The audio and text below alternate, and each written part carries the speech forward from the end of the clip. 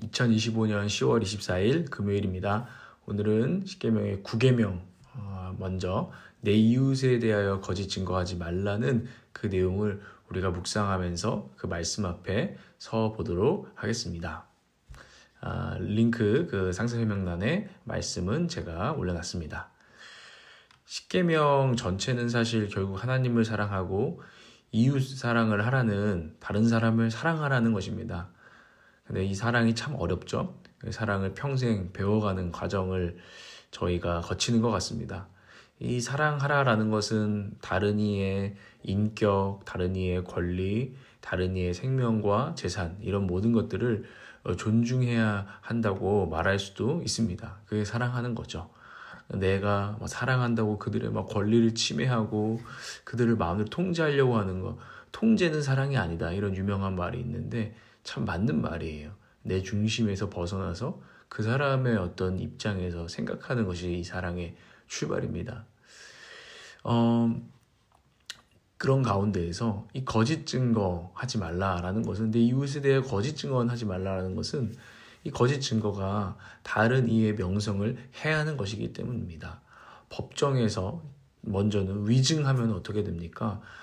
중요한 재판이 있는데 거짓으로 이 사람에게 불리한 증언을 해가지고 사람을 굉장히 해치는 거, 이런 거 절대로 안 되는 일이죠. 그뿐만 아니라 우리가 다른 사람에 대해서 이러쿵 저러쿵 말을 하고 다른 사람들에게 이렇게 그 사람에 대해서 말해서 그 사람에 대한 어떤 선입견, 불리한 선입견을 심어준다면 그것들도 그 이웃에 대해 굉장히 그의 명성을 해하는 것일 것입니다. 하나님께서도, 하나님이 일단은 그런 분이세요. 내 이름을 더럽히고 내 이름을 멸시하는 것을 견디지 못하는 분이 하나님이십니다. 그런데 우리가 하나님의 형상이기 때문에 저희도 우리의 이름이 더럽혀지고 우리의 어떤 명예가 더럽혀지고 깎아질 때 사람은요 참 마음이 아프고 그 상처가 심각하게 들어오는 것입니다.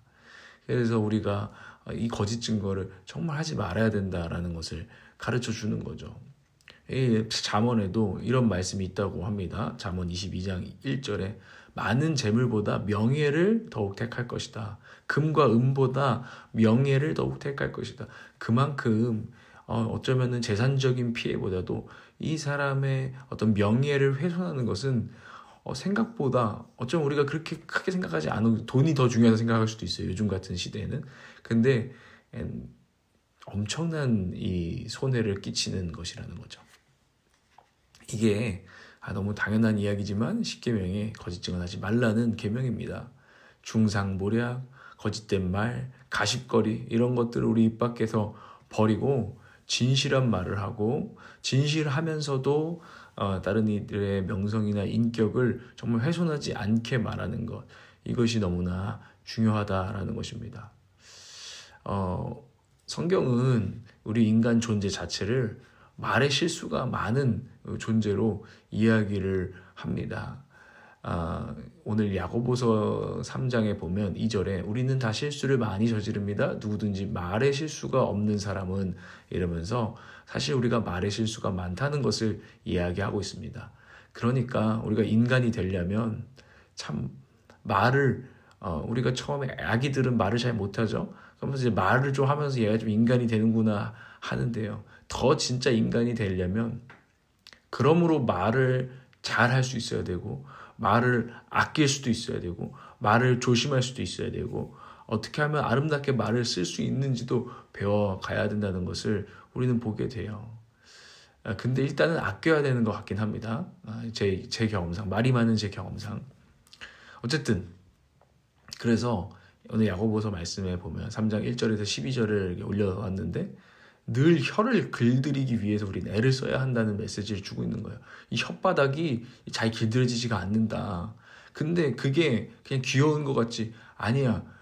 그거 그냥 말이 그렇다는 거지. 화가 나서 말이 헛나온 것 가지고 뭘 그렇게 심각하게 담아두고 있어. 근데 그 말이 한번 뱉어져서 박히면요, 그걸 회복하는 게 너무너무 힘들다는 거예요. 그래서 어떻게 표현하냐면 그 말이 작은 불이 되어서 큰 숲을 태워버릴 수가 있다. 아니 담배 피워서 예를 들어서 그 작은 불이 큰 산을 태워버려. 그 숲이 다시 회복되는데 얼마나 큰 시간이 걸립니까? 그러니까 우리가 불 조심해야 된다. 여기서 담배 피우시면 안 됩니다. 이런 얘기를 하는데요. 우리의 말도요. 내가 그 말 잊어버려. 여러분 그런 말 들어보셨어요? 상처 주는 말, 내 인격을 모독하는 말.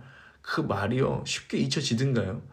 저도 그러고 싶어요. 쿨하고 싶어요. 그런데 그렇지 않아요. 우린 연약해요. 그 말이 불이 돼서 우리의 마음을 태워버렸기 때문이에요. 그래서 너무너무 중요하다. 우리가 서로 말로 얼마나 큰 상처를 주고받습니까? 언어 폭력은 주먹으로 하는 폭력과 같습니다. 영혼에 대한 주먹을 쓴 것입니다.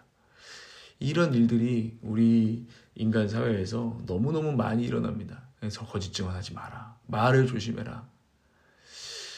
그리고 또 이런 비유를 야고보는 우리에게 말해줍니다. 그 말은 큰 배 있잖아. 엄청 큰 배도 그 앞에 선장실에 핸들을 이렇게 움직이면은 배가 방향이 이렇게 바뀌어서 움직이잖아. 그것처럼 혓바닥이라는 게 그래. 혀라는 게 그래. 말이라는 게 그래. 말이 우리의 인생, 그 큰 배를 그 핸들 하나가 움직이듯이 말이 우리 삶 전체를 이끌어가고 있는 거야. 비트겐슈타인이라는 언어학자는 그 언어가 그 사람 자체라고까지 말했어요. 그 언어를 어떻게 사용하고 어떤 언어의 세계에 살고 있는지가 그 사람의 인격이고 그 사람의 존재라고까지 말했습니다. 그만큼 이 말은 굉장히 중요한 것입니다. 근데 그 혀에서 특히 기독교인들은 찬양도 나오고 저주도 나오니 이게 어찌된 일이야 이러면서 그래서는 안 된다라는 것. 그러니까 우리가 때로는 우리 스스로도 그 모순을 느낄 때, 찬양했던 내 입술이 다른 이들을 저주하고 있을 때, 이거 내 영적으로 큰 병이 들었구나. 빨리 눈치채고 겸손하게 복음 앞으로 나와야 된다. 그리고 내 언어를, 정말 내 혓바닥을 주님의 그 숫덩이로 좀 지져주시고 새롭게 하여 주십시오 하고 말을 다시 한번 아끼고 어떻게 말을 할지를 좀 더 생각하는 그런 계속해서 노력들이 필요하다는 것을 우리는 돌아볼 필요가 있습니다. 나의 언어 세계, 내가 자주 쓰는 말, 내가 요즘 사람들한테 뱉어냈던 말들을 한번 돌아볼 필요가 있을 것 같습니다. 오늘 하나님께서 이 말씀 우리에게 주셨습니다. 제 묵상 일기를 좀 같이 나누도록 하겠습니다. 이전에는 솔직한 사람이 매력 있다고 생각했다. 그런데 요즘은 말을 예쁘게 하는 사람이 참 부럽다. 증언한다는 것은 무엇인가를 결국 말한다는 것이다. 진리를 증언하든 거짓을 증언하든 이것은 말과 관련된 것이다. 그래서 오늘 묵상집에서 구계명과 야고보서 3장 1절에서 12절 말씀을 같이 읽어보라고 주신 것 같다. 삶을 바꿔야지 말만 바꾸면 뭐하나 이전에 했던 생각이다. 말만 저렇게 하는 사람들 싫어 하면서 솔직하게 차라리 사는 거. 그게 낫다고 생각했던 게 내 이전의 생각이다. 그러나 요즘 드는 생각은 말부터 바꿔야 된다. 자동차 핸들이 말이다. 먼저 핸들을 꺾으면 바퀴도 따라오고 그 방향으로 자동차 전체가 움직인다. 내 삶도 그렇다는 것을 성경은 말해주신다. 내 마음 속도, 삶도 그렇지 않은데 말을 앞세울 때 오는 괴로움이 싫었다.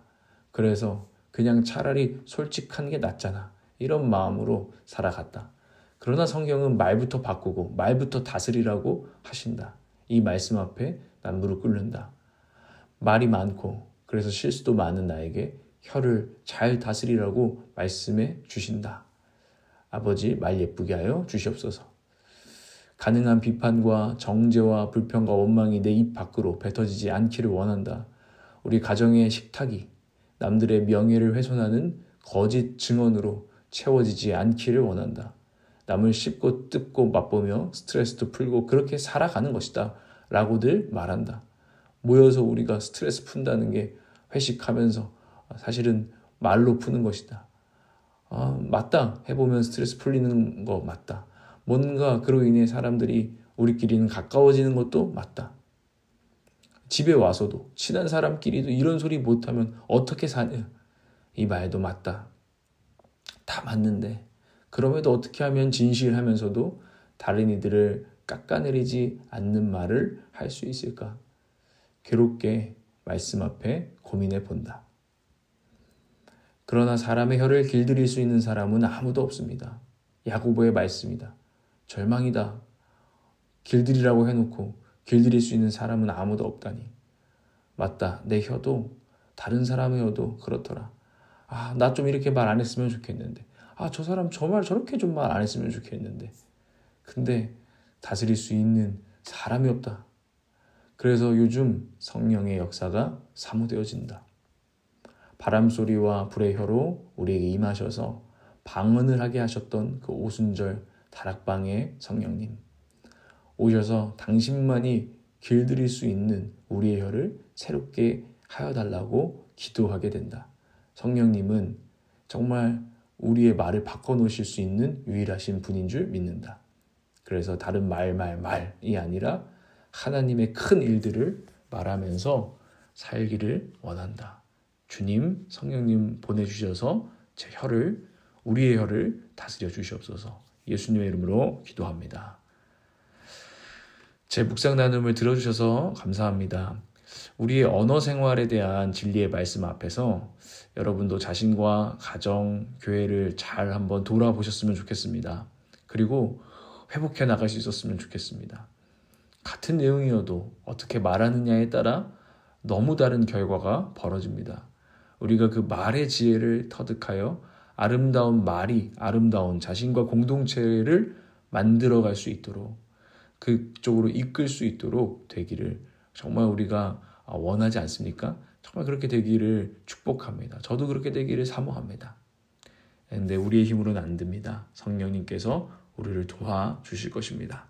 오늘도 힘냅시다. 아자아자 화이팅!